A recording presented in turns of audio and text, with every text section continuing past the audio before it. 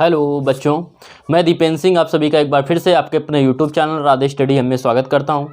Class 12th के बच्चे पढ़ रहे थे वैद्युत चालन चैप्टर वैद्युत धारा।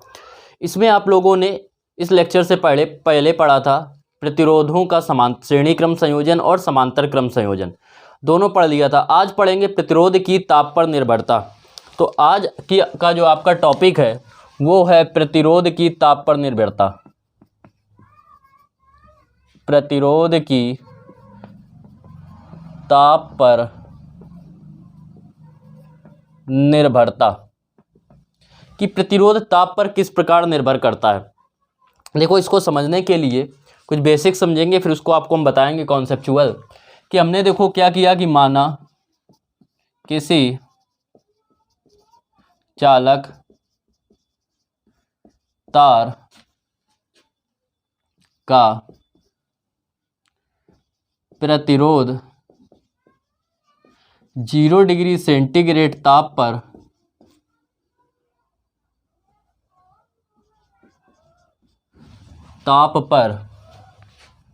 कितना है, R0 है, तथा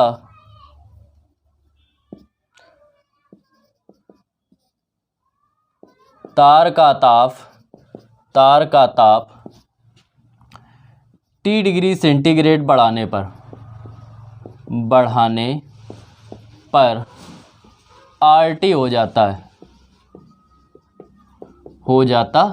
है। तब जो आएगा, तब आपका फार्मूला बनता है RT बराबर, मतलब T डिग्री सेंटीग्रेड ताप पर प्रतिरोध बराबर होता है R0 0 डिग्री ताप पर प्रतिरोध और 1 प्लस अल्फ़ा इंटू T। ये बनता है इसका फार्मूला। ठीक है, जहाँ आपको अल्फ़ा आपको क्या पता होता है, जहाँ अल्फ़ा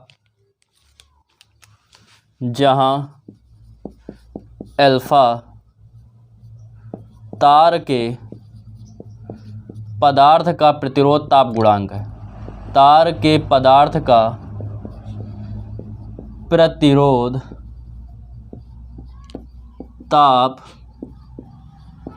गुणांक है, प्रतिरोध ताप गुणांक। ठीक है, इसका मात्रक क्या होता है प्रतिरोध ताप गुणांक का? प्रतिरोध ताप गुणांक का मात्रक प्रति डिग्री सेंटीग्रेड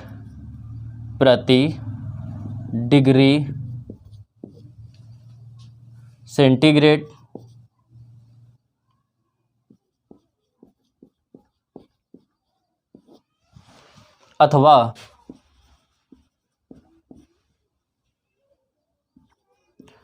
प्रति केल्विन होता है। ये कौन सा मात्रक है? एसआई मात्रक है। एसआई मात्रक जब पूछेगा तो आप क्या बताएंगे? प्रति केल्विन बताएंगे। ये एसआई मात्रक है, प्रति केल्विन होता है। तो पहले तो आपको ये आ गया, इस फार्मूले के अनुसार ताप प्रतिरोध क्या होगा, निर्भर करेगा। लेकिन कुछ विशेष चीज़ें होती हैं, उनके आधार पर भी ये निर्भर करता है। अब बात करते हैं जैसे विभिन्न पदार्थों में प्रतिरोध को ताप पर निर्भरता। अब निकालेंगे धातुओं की प्रतिरोधकता। धातुओं में देखो, धातुओं में बात करें तो जैसे हमें पता है मुक्त इलेक्ट्रॉन मॉडल के अनुसार धातु की जो प्रतिरोधकता होती है, मुक्त इलेक्ट्रॉन मॉडल के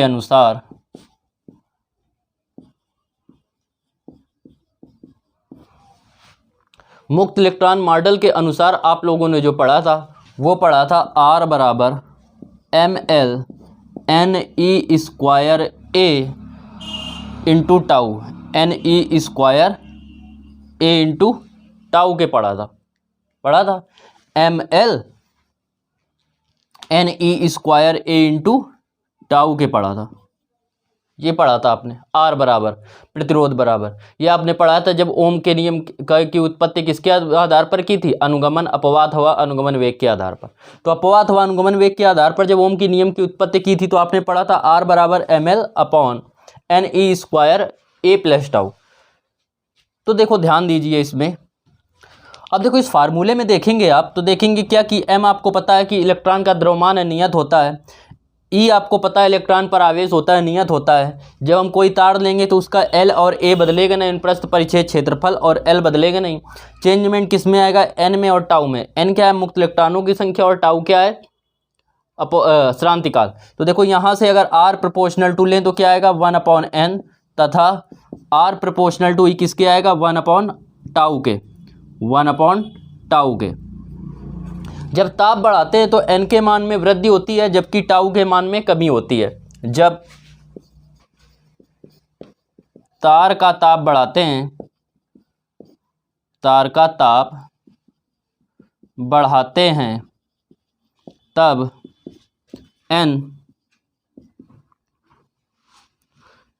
का मान बढ़ता है, जबकि टाउ के मान में, ये जो टाउ बना है वैसे इसको टो पढ़ते हैं, टाउ का मान तेजी से घटता है, क्योंकि मुक्त इलेक्ट्रॉनों का जो अपवाद हवा अनुगमन वेग होता है वो क्या होता है, बहुत तीव्र हो जाता है, और तीव्र होने के कारण वो जल्दी जल्दी गति करने लगते हैं, तथा उनके बीच की जो माध्य मुक्त पथ होता है वो कम हो जाता है। तो इस कारण उन्हें क्या करना पड़ता है, उनको एक दूसरे से टकराने में, माध्य मुक्त पथ तय करने में कम समय लगता है, और यही क्या था, ये समय क्या था, श्रांतिकाल। तो ये अब कम हो गया बहुत तेजी से। लेकिन इलेक्ट्रॉन जो थे उसमें, जो धातुओं में, वो पर्याप्त मात्रा में पहले से ही मौजूद होते हैं, तो ये जो वृद्धि होती है वो बहुत ही कम होती है। मुक्त इलेक्ट्रॉनों में वृद्धि तो होती है लेकिन यह जो वृद्धि होती है ये काफ़ी कम होती है। लेकिन टाउ के मान में जो कमी होती है वो क्या होती है, बहुत तीव्र होती है। तो टाउ का मान तेजी से क्या होता है, घटता है। तो क्या लिखेंगे, n के मान में वृद्धि टाउ के मान में होने वाली वृद्धि की अपेक्षा बहुत कम है। n के मान में होने वाली वृद्धि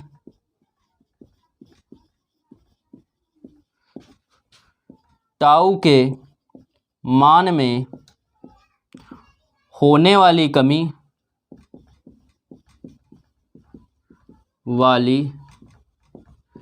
कमी की अपेक्षा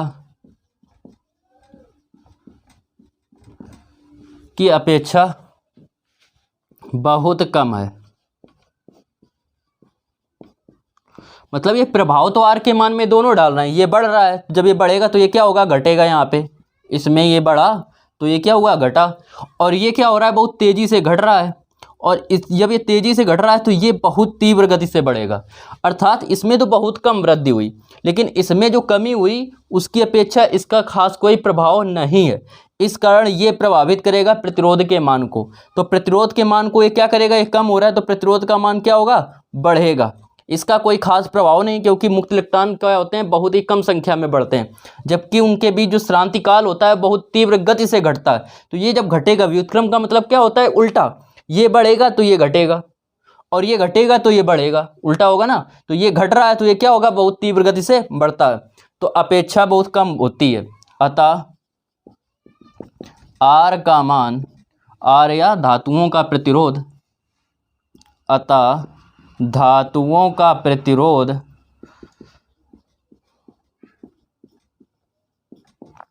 ताप के बढ़ने पर बढ़ता है, ताप के बढ़ने पर बढ़ता है।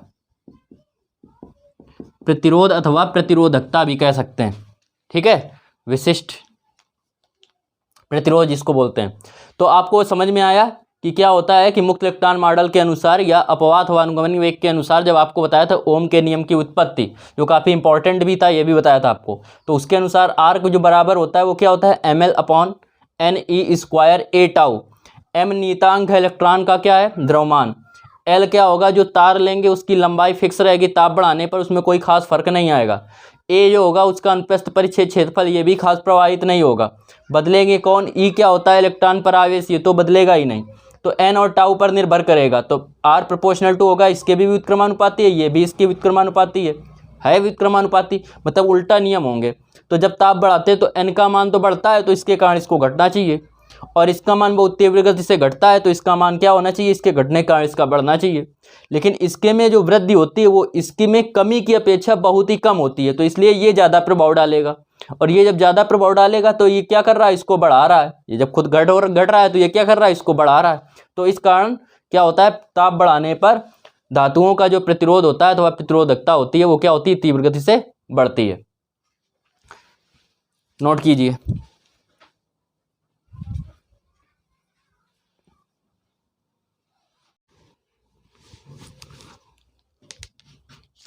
अब बात करते हैं मिश्र धातुओं में। तो मिश्र धातुओं में क्या होता है कि मिश्र धातुओं का भी ताप बढ़ाने पर उसका भी प्रतिरोधकता अथवा प्रतिरोध क्या होता है, घट जाता है, बढ़ जाता है। मिश्र धातुओं में प्रतिरोध ताप बढ़ाने पर उसकी प्रतिरोधकता अथवा प्रतिरोध क्या होता है, बढ़ता है, परंतु यह जो वृद्धि होती है वह धातुओं की अपेक्षा क्या होती है, कम होती है।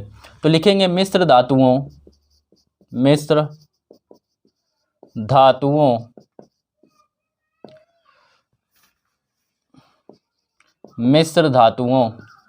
का भी प्रतिरोध अथवा प्रतिरोधकता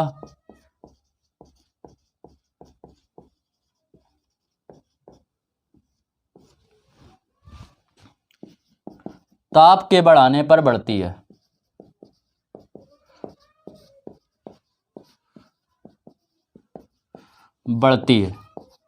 परंतु यह जो वृद्धि होती है,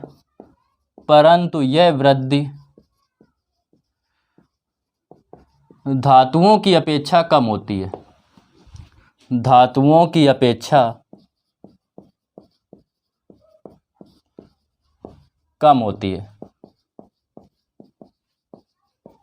क्लियर। अब देखो धातु के लिए उसमें नहीं बनवाया था, उसमें फिगर बना लेना। धातु के लिए जो ताप और प्रतिरोध के बीच या प्रतिरोधकता के बीच अगर संबंध निकालेंगे, ये हो गया टेम्परेचर T डिग्री सेंटीग्रेड, इनके बीच अगर संबंध निकालेंगे तो इसका जो ग्राफ बनेगा वो ऐसे बनेगा, बहुत तीव्र गति से बढ़ा। ये किसके लिए है, धातु के लिए बना लेना फिगर। और मिश्र धातु के लिए बनाएंगे तो मिश्र धातु के लिए क्या होगा, इस प्रकार होगा। मिश्र धातु के लिए ये हो गया टेम्परेचर T डिग्री सेंटीग्रेड, और ये हो गया रो प्रतिरोधकता। ये क्या है, मिश्र धातु के लिए इसकी बात कर रहे हैं। किसके लिए बात हो रही है, मिश्र धातु के लिए। क्लियर। तो इस वाले में ये बनाएंगे और धातु के लिए ये फिगर बनाएंगे। इसमें क्या हो रहा है, बहुत तीव्र गति से प्रतिरोधकता या प्रतिरोध बढ़ता है ताप के बढ़ाने पर, और इसमें क्या हो रहा है, इसमें हो रहा है कि उसका ताप जो बढ़ाते हैं तो उसका प्रतिरोध बढ़ता है, लेकिन एक नियत मान से बढ़ता है। सीधी रेखा है, इसका मतलब नियत मान है। इसको यहाँ से क्यों नहीं लिया गया, क्योंकि स्टार्टिंग में अगर ताप जीरो है तो ऐसा नहीं है कि उसकी प्रतिरोधकता जीरो होगी, कुछ ना कुछ होगी, इसलिए इसको यहाँ से लिया गया ऊपर से। ठीक है। अब देखो इसके बाद बात करते हैं किसकी, अर्धचालकों की। अर्धचालक,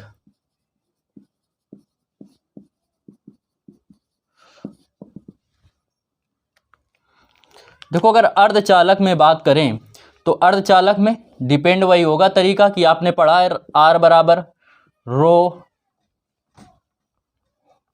बराबर पढ़ा है mL/NE² A इंटू टाउ। मतलब वही चीज़ क्या कि R जो है वो प्रोपोर्शनल टू है 1/n के, R जो है प्रोपोर्शनल टू है किसके, 1/टाउ के। अब देखो क्या होता है, जब अर्धचालकों का ताप बढ़ाया जाता है तो मुक्त इलेक्ट्रॉनों की संख्या बढ़ती है तथा इसका श्रांतिकाल क्या होता है, घटता है। सेम हो रहा है किसकी तरीके, धातुओं की तरीके। लेकिन फर्क क्या था, धातुओं में ये ज़्यादा तीव्र गति से बढ़ा था, जबकि ये क्या हुआ था, कम तीव्र गति से घटा था। ये ज़्यादा तीव्र गति से बढ़ा था किसमें, धातुओं में, जबकि इसमें क्या होगा, ये बहुत तीव्र गति से घटेगा और ये कम तीव्र गति से बढ़ेगा। तो ये क्या हो रहा है, ये बहुत तीव्र गति से बढ़ेगा। मुक्त इलेक्ट्रॉनों की संख्या क्या होती है, बहुत तीव्र गति से बढ़ती है अर्धचालकों में, और जबकि इसका जो होता है श्रांतिकाल वो बहुत की तीव्र गति से घटता है।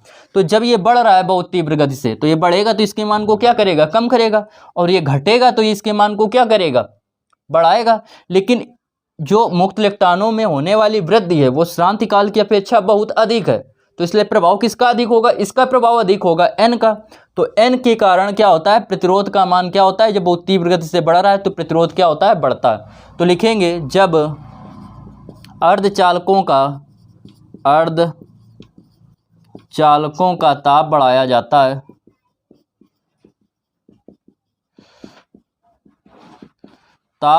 जाता है, तब उसमें मुक्त इलेक्ट्रॉनों की संख्या में वृद्धि हो जाती है,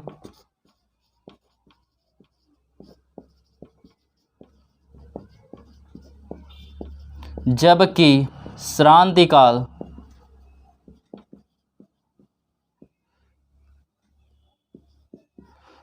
श्रांतिकाल के मान में कमी हो जाती है।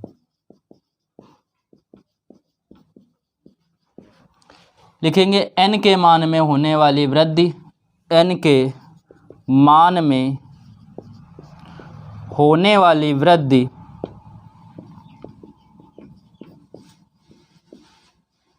n के मान में होने वाली जो वृद्धि है वो टाउ के मान में होने वाली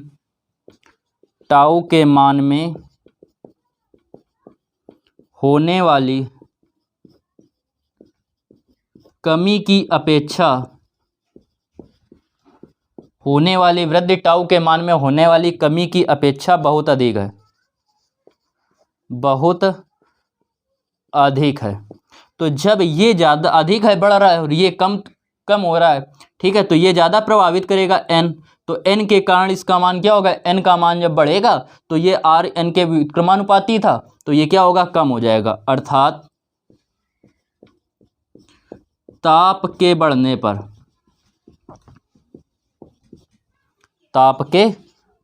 पर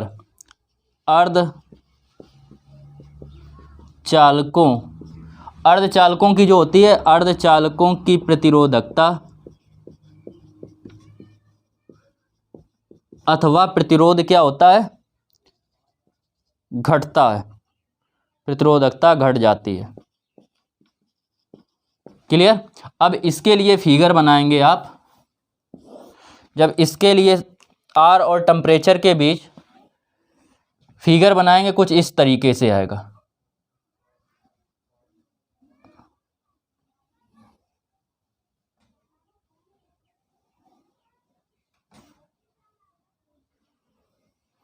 इस तरीके से, पहले बहुत कम था, धीरे धीरे ताप कम करते जा रहे हैं तो क्या होता जा रहा है, कम होता जा रहा है, इस टाइप से। ये क्या है, प्रतिरोधकता, और ये क्या है, टेम्परेचर, डिग्री सेंटीग्रेड। क्लियर। तो ये बात हो गई किसकी, अर्धचालकों की और मिश्र धातुओं की। तो अर्धचालकों के लिए इसको बनाना है धातु वाले में फिगर, इसको बनाना है मिश्र धातु वाले में, और इसको बनाना है किसमें, इसमें अर्धचालकों में। नोट कीजिए। अब देखो बात करें विद्युत अपघट्ट क्या होती की प्रतिरोधकता की। किसकी बात कर रहे हैं, विद्युत अपघट्ट।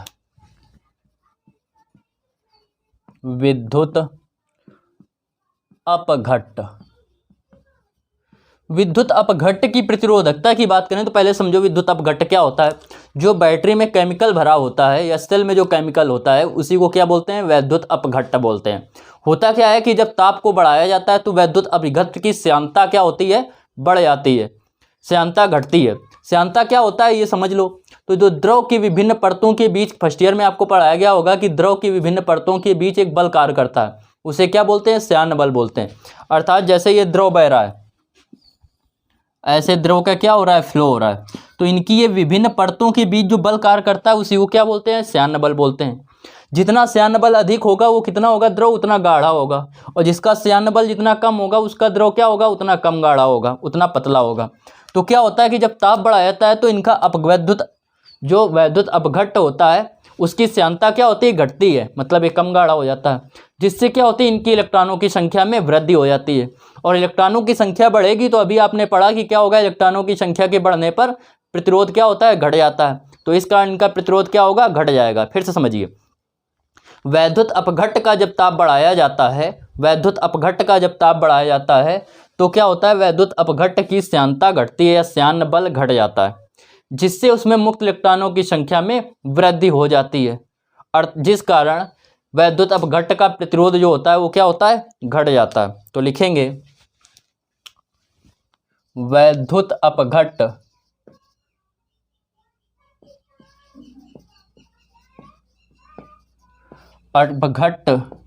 का ताप बढ़ाने पर उसका श्यान बल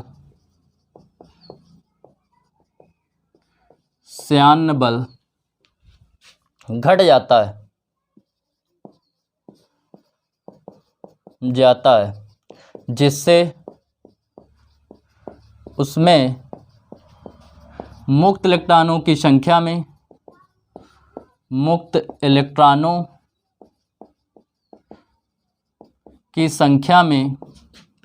वृद्धि हो जाती है।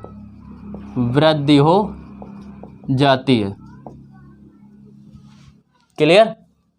मुक्त इलेक्ट्रॉनों की संख्या में वृद्धि हो जाती है, अर्थात प्रतिरोध अथवा प्रतिरोधकता क्या होगी, घट जाएगी। अर्थात ताप के बढ़ने पर वैद्युत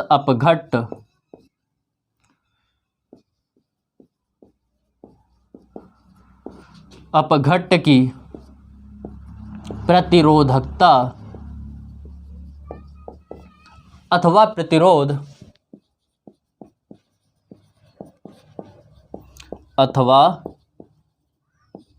जो होता है वो क्या होता है, वैद्युत अपघट्ट की प्रतिरोधकता अथवा प्रतिरोध घट जाता है। क्योंकि अभी आप बराबर बताया आपको क्या होता है, ml/n/e² a/τ। n का मान जितना बढ़ेगा उतना ये क्या होगा, घटेगा। क्लियर? तो ये समझ में आ गया होगा आपको।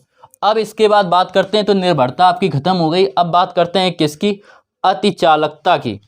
अतिचालकता क्या होता है, अगली हेडिंग जो आपकी है वो है अतिचालकता।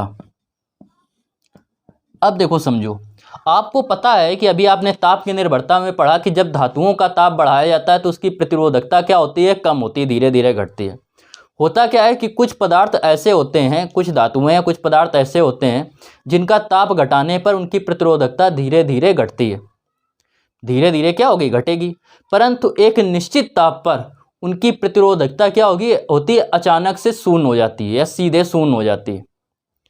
ऐसे पदार्थों को अतिचालक पदार्थ कहते हैं तथा उनका यह गुण क्या कहलाता है, अतिचालकता कहलाता है। फिर से समझिए, जब कुछ पदार्थ ऐसे होते हैं जिनका ताप घटाने पर प्रतिरोधकता धीरे धीरे घटती है, ताप बढ़ाने पर प्रतिरोधकता क्या होती है, ताप के घटाने पर प्रतिरोधकता घटती है।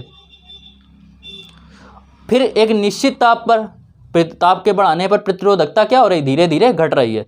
कुछ धातुएं ऐसी होती है जिनका ताप बढ़ाने पर प्रतिरोधकता धीरे धीरे घटती जाती है, परंतु एक निश्चित ताप पर क्या होता है, प्रतिरोधकता सीधे क्या होती है, अचानक से शून्य हो जाती है, घटकर सीधे शून्य हो जाती है। ऐसे पदार्थों को अतिचालक पदार्थ कहते हैं तथा इस घटना को अतिचालकता कहते हैं। तो यही लिखना है आपको कि अतिचालकता क्या है। लिखेंगे कुछ पदार्थ ऐसे होते हैं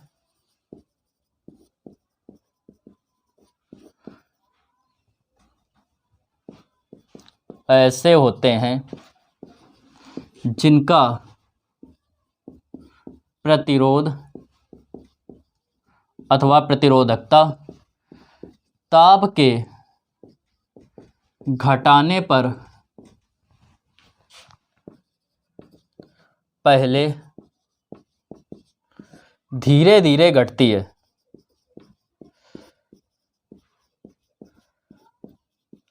ताप के घटाने पर क्या होगा, इनका प्रतिरोध ताप के घटाने पर धीरे धीरे घटती है। प्रतिरोधकता लिख लो,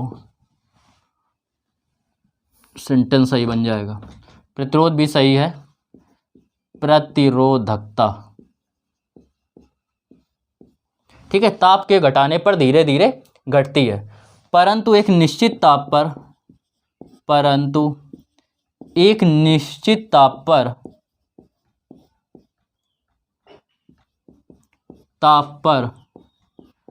प्रतिरोधकता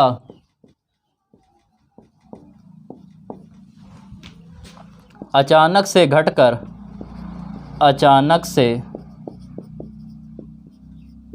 घटकर शून्य हो जाती है। मतलब धीरे धीरे नहीं घटती है, सीधे क्या होगी, एक निश्चित ताप पर सीधे घटकर क्या हो जाती है, शून्य हो जाती है। ऐसे पदार्थों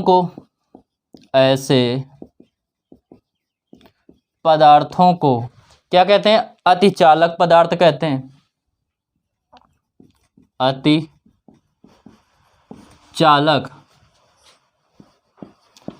पदार्थ कहते हैं।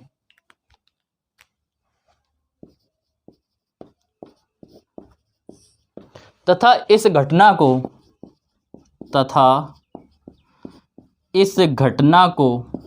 क्या कहते हैं, अतिचालकता कहते हैं। तथा इस घटना को अतिचालकता कहते हैं। इस घटना को अतिचालकता कहते हैं। ये हो गई अतिचालकता। अब देखो बात समझते हैं, अतिचालकता, इस घटना को क्या कहते हैं, अतिचालकता कहते हैं। अब देखो होता क्या है, ये तो बात हो गई अतिचालकता की।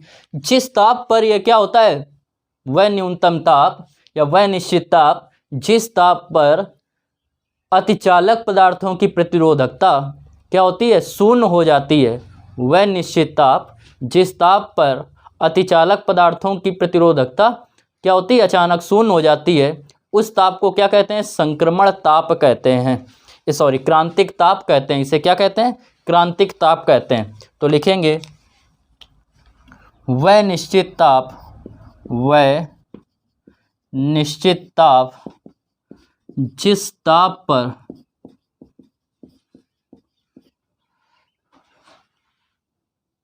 पर प्रतिरोधकता, अतिचालक पदार्थों की प्रतिरोधकता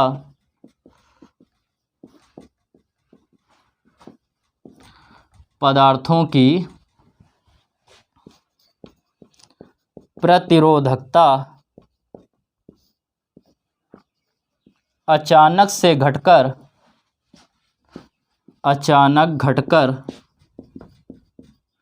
शून्य हो जाती है, अचानक घटकर शून्य हो जाती है, क्या कहलाता है, क्रांतिक ताप कहलाता है।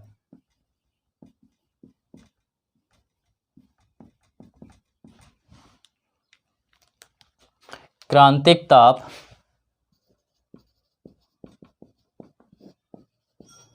कहलाता है। क्लियर? तो इसमें आपने समझा अतिचालकता क्या है, अतिचालक पदार्थ क्या होते हैं, और क्रांतिक ताप क्या होता है। इसे किससे निरूपित करते हैं, टीसी से निरूपित करते हैं। इसे टी सफिक्स में सी से प्रदर्शित करते हैं। सी का मतलब क्रिटिकल और टी का मतलब टेम्परेचर। क्रिटिकल टेम्परेचर मतलब क्रांतिक ताप से प्रदर्शित करते हैं। क्लियर?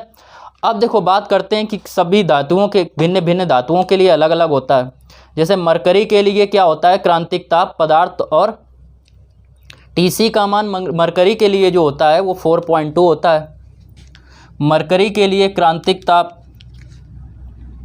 लिखेंगे पैराग्राफ चेंज करके, मरकरी के लिए क्रांतिक ताप जो होता है वो होता है 4.2 केल्विन, 4.2 केल्विन होता है। और पीबी के लिए जो होता है 7.2 केल्विन होता है।